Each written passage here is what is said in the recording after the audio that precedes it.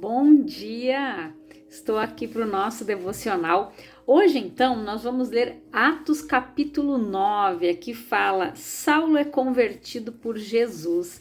Então, a partir do versículo 1, diz assim: Entre mentes, Saulo ainda respirava ameaças de morte contra os discípulos do Senhor. Dirigindo-se ao sumo sacerdote, pediu-lhes cartas para as sinagogas de Damasco, de maneira que, eventualmente, encontrando ali homens ou mulheres que pertencessem ao caminho, com letra maiúscula aqui, significa Jesus. Ele disse, eu sou o caminho, a verdade e a vida. Estivesse autorizado a conduzi-los preso a Jerusalém.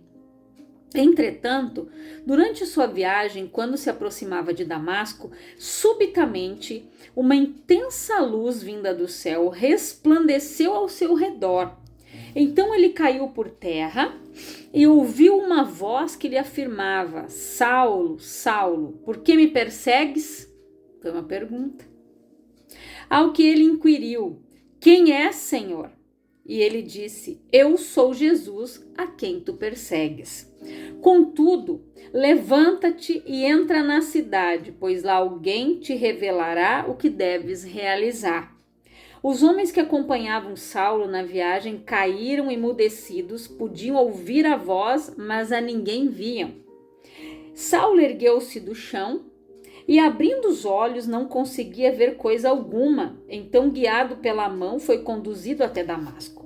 Por 3 dias esteve cego, durante os quais não comeu, nem mesmo bebeu. Então, depois nós vamos seguir aqui. O que aconteceu aqui? Saulo, como a gente viu aqui no início, depois o nome dele vai ser mudado para Paulo. Aqui ele ainda era Saulo, né? Então aqui, Saulo, ele respirava ameaças de morte ainda contra os discípulos do Senhor.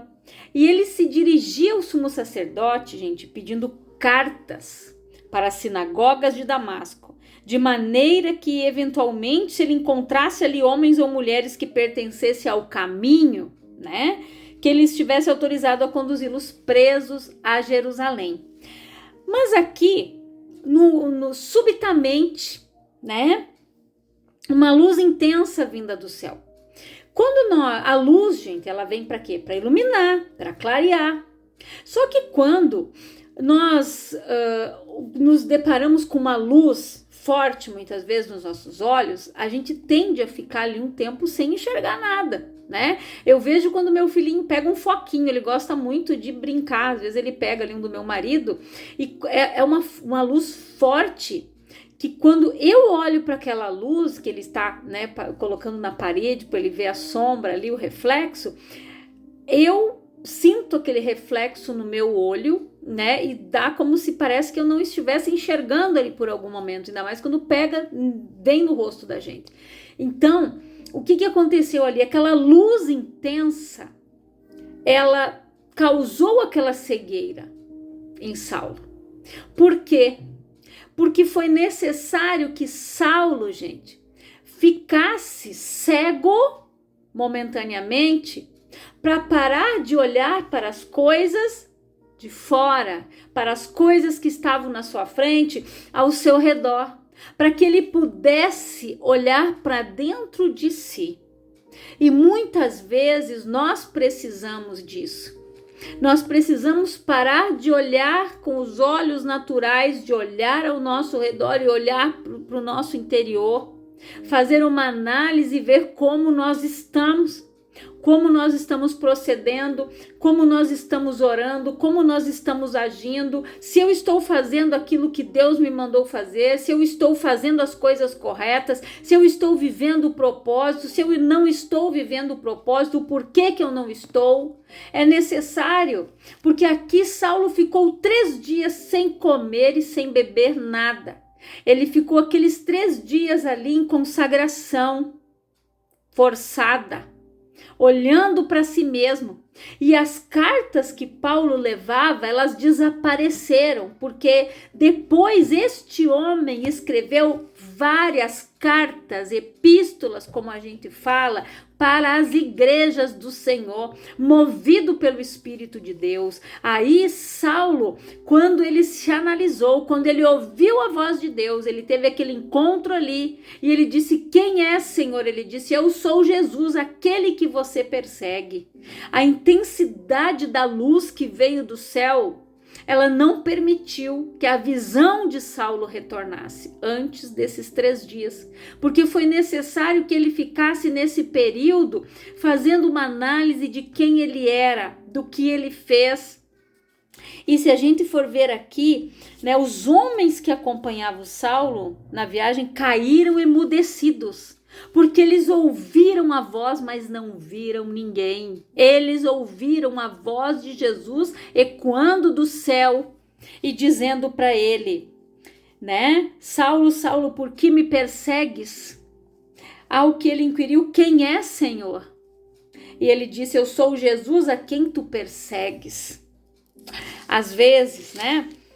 É necessário que a gente olhe para nós mesmos. Quando a palavra de Deus, ela diz: examine-se, pois, o homem a si mesmo, e depois coma deste pão e beba deste cálice, para que não coma e não beba indignamente, para que não nos cause o que? Condenação. Porque aquele que come e bebe indignamente, ele busca a condenação para si mesmo. Por isso que a palavra diz: examine-se, pois, o homem a si mesmo. É uma análise que nós fazemos, e isso não é só para participar da Santa Ceia. É uma análise da nossa vida, uma análise do nosso comportamento, é uma análise das nossas atitudes, é uma análise das palavras que têm saído da nossa boca, dos nossos pensamentos, das nossas atitudes, como eu estou andando, o que eu estou fazendo. É uma análise. E aqui no versículo 10 diz assim: e havia em Damasco um discípulo chamado Ananias. O Senhor o chamou em uma visão: Ananias, diante do que prontamente respondeu: eis-me aqui, Senhor. Então o Senhor lhe disse: apronta-te, vai à rua que se chama Direita e procura na casa de Judas por um homem de Tarso chamado Saulo. Eis que ele está em oração neste momento. Olha o que Saulo estava fazendo, orando.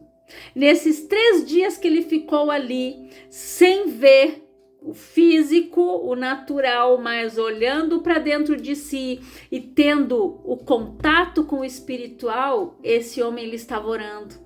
Ele estava buscando a Deus, se consagrou nesses 3 dias, se analisou.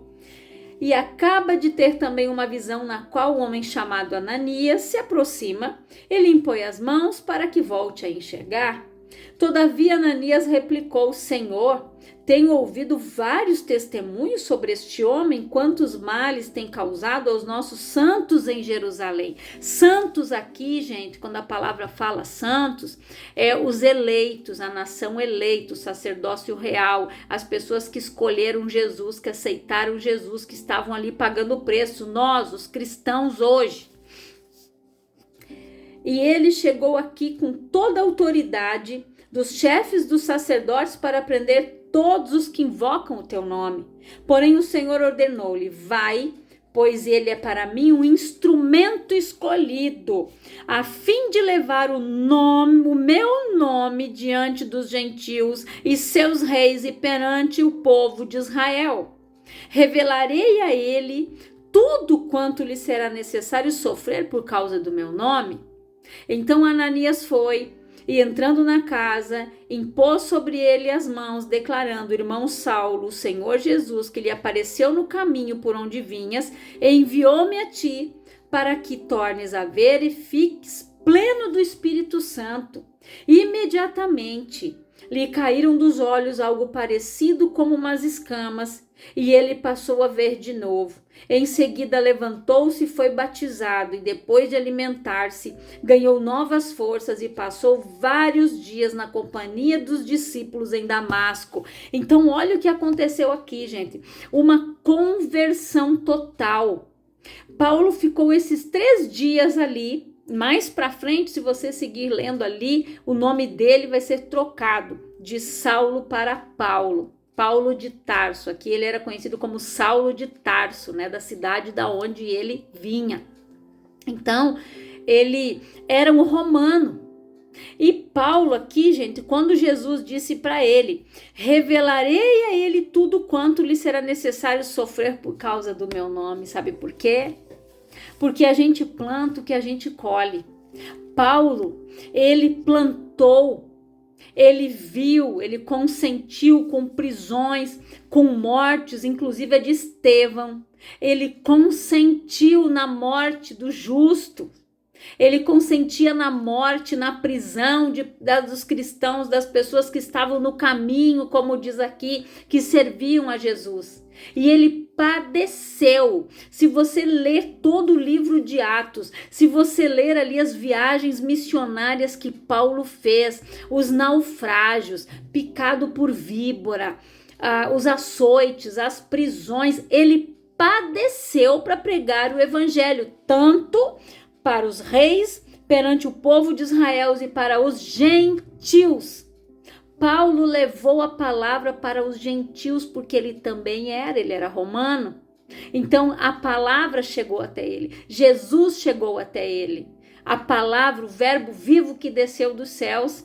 E Paulo pagou o preço, tanto que ele disse: combati o bom combate, percorri a carreira e guardei a fé. E muitas vezes Paulo disse que morrer para ele era lucro, porque ele sabia para onde ele ia. Ele iria para Jesus. Ele já sabia, o lugar dele foi reservado na glória. Paulo citou isso inúmeras vezes, que para ele viver com Cristo, né? Tava bom, mas o morrer para ele é que era lucro, porque ele sabia que ele estava fazendo aquilo que Deus ordenou. Paulo seguiu todas as instruções do Espírito Santo de Deus, e no momento em que Ananias impôs as mãos sobre ele, orou ali, as escamas, aquela cegueira que caiu em formas de escamas dos seus olhos, que não permitiam que ele visse o natural, no momento em que elas caíram, ele foi cheio do Espírito Santo. E isso muitas vezes está precisando sair dos nossos olhos, as escamas da religiosidade, da mediocridade, daquelas do orgulho, que é onde muitas pessoas pensam que, eu nasci num berço cristão, não faz tantos anos que eu vou na igreja, isso aqui eu já sei. Os cascudos, nós costumamos dizer, né? Os crentes cascudos, aquelas pessoas que acham que já sabem tudo, que já estão no céu. Não, se elas morrer hoje, não, eu já estou na glória. Mas a salvação, gente, é um caminho constante. Por isso que Paulo disse: correr a carreira que te foi proposta. Corris bem porque parou de correr. Tem pessoas, gente, que corriam bem e começaram a parar, achando que já sabem tudo, pelos muitos anos de igreja, pelos muitos anos que são de Cristo. Não, eu já sou cristão. Não, eu já tenho a minha religião. Quantas vezes nós saíamos para evangelizar e a gente ouvia as pessoas dizer: eu tenho a minha religião, mas nem sequer na igreja iam. Nem sequer na igreja vão. Então, não é religião. Jesus não é religião. Jesus é o verbo vivo que desceu dos céus. Jesus é a palavra. Jesus é o único caminho, como diz aqui, os que estavam no caminho. Ele é o caminho, não tem atalho. É só Jesus. Se nós desviarmos os olhos de Jesus, que esse é o objetivo do diabo, nós vamos ficar cegos aqui, paralisados, estagnados. Se a gente não estiver, gente, com os olhos em Cristo, com os olhos na salvação todos os dias, né? A gente tem que aceitar Jesus todos os dias, porque nós somos tentados a nos desviar, nós somos tentados, gente, a cair, a tropeçar com palavras, com gestos, com atitudes. Nós somos tentados, mas nós precisamos, gente, resistir. E se a gente faz isso, Paulo aqui, gente, o que ele semeou, ele colheu. Ele deixou de ser perseguidor para ser perseguido. E ele foi perseguido e Deus disse: revelarei a ele tudo quanto lhe será necessário sofrer por causa do meu nome. Paulo padeceu. E em tudo ele foi grato, porque Deus tirou ele de um caminho de morte. Porque se Paulo morresse, gente, na impiedade em que ele estava, Paulo, gente, ele iria dar conta de todas aquelas mortes, de todas aquelas pessoas inocentes. Eu acredito que no momento em que Paulo ficou cego, naquele momento em que ele olhou para ele e pensou: meu Deus, quantas cartas eu estava trazendo, quantas pessoas mais eu ia prender, quantas pessoas mais iam morrer por causa da religiosidade de Paulo. Ele se arrependeu. Ali ele foi cheio do Espírito Santo no momento em que Ananias orou por ele. Aí caiu aquela cegueira como escama dos olhos. E muitas vezes nós precisamos orar e dizer: Senhor, tira as escamas dos meus olhos para que eu possa ver. Fazer aquela oração que Eliseu fez para que o servo pudesse ver. Senhor, que ele veja. Conceda que ele veja. Ele não estava cego, mas ele não via os milhares de cavalos e cavaleiros de fogo que estavam ao redor deles ali em cima daquele monte. O Eliseu precisou orar para que Deus devolvesse a visão para aquele homem. E muitas vezes, espiritualmente falando, nós não estamos vendo, nós não conseguimos ver. Quando nós não estamos orando, Paulo aqui estava orando no momento em que Ananias chegou lá. Nós precisamos orar, nós precisamos nos conectar com Deus para que a gente possa resistir no dia mal, para que a gente possa vencer as tentações, as tribulações, as provações, para que a gente possa vencer as dificuldades, os Golias que se levantam na nossa vida, as coisas que vêm para fazer com que a gente venha sucumbir. A gente não pode tirar os olhos de Jesus, porque se a gente tirar os olhos de Jesus, a gente vai afundar como Pedro. Pedro disse: deixa eu ter contigo, Senhor. Se é o Senhor, Jesus disse: vem. Quando ele tirou o olho de Jesus, ele sentiu o vento, olhou para a água, ele começou a afundar devagarinho e disse: Senhor, me socorre. Jesus pegou ele e disse: homem de pouca fé. Porque é isso que o diabo tenta fazer. O diabo vai tentar te paralisar. O diabo vai tentar te amedrontar. O diabo vai tentar fazer você retroceder. Paulo não retrocedeu em nenhum momento. E Deus deixou nitidamente claro para ele tudo o que ele ia sofrer. Você já viu aquela passagem onde Paulo fala do espinho na carne? Ele ora para que Deus tire e Deus disse: não, a minha graça te basta. Aquele espinho na carne, gente, eu deduzo que era algo ali, que um demôniozinho que ficava ali, né, dando uma cutucadinha no Paulo. Quando o orgulho queria se inflar, ele, Paulo, verdade, Senhor, a tua graça me basta. Porque Paulo, gente, era um homem muito culto. Paulo, ele foi aluno de, se não me engano, deixa eu achar o nome ele foi aluno de dos mestres lá da época. Eu acho que Galamiel, uma coisa assim, se não me falha a memória. Ele foi aluno dele. E esse homem, gente, foi um mestre que ele ensinou Paulo. Ele foi o professor de Paulo naquela época, Gamaliel. Achei aqui. Então, Gamaliel, ele foi mestre da época. Ele estudou com o mais importante mestre da época. Paulo sabia tudo sobre as leis de Moisés. Ele sabia tudo. Paulo sabia tudo. Ele era um homem culto. Ele não era um homem douto como Pedro e alguns dos discípulos ali que eram simples pescadores. Não. Paulo era um homem douto, ele era romano, ele tinha cultura, ele tinha estudo. Então Paulo, para que ele não tivesse o seu ego inflado, para que o orgulho não o dominasse, ele não se ensoberbecesse, Deus deixou aquele espinho na carne, que aquilo dava uma cutucadinha no Paulo, e ele pediu: Senhor, tira. Deus disse: não, a minha graça te basta. Eu creio que quando ele queria, aquilo lá dava uma cutucadinha, e ele voltava e lembrava quem ele era. Porque Jesus disse o quê? Sem mim nada podereis fazer.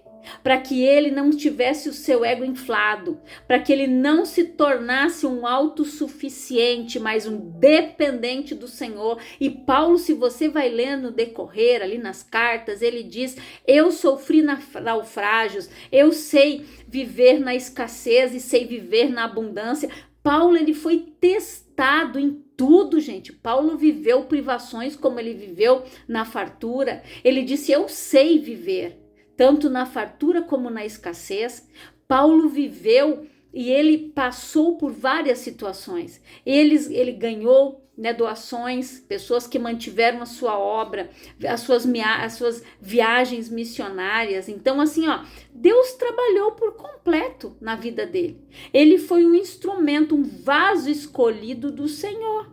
Assim como nós também somos, porque Deus nos criou com um propósito de vida. Então, ore a Deus e diga: Senhor, que propósito o Senhor tem para mim desde o meu nascimento, desde a barriga da minha mãe? Porque a palavra diz que desde o ventre dela o Senhor me conhece. O Senhor tem um plano para mim, então me mostra qual é. Tira as escamas dos meus olhos se eu ainda não conseguir ver e me mostra a tua vontade, o teu querer, assim como o Senhor mostrou para Saulo no caminho de Damasco.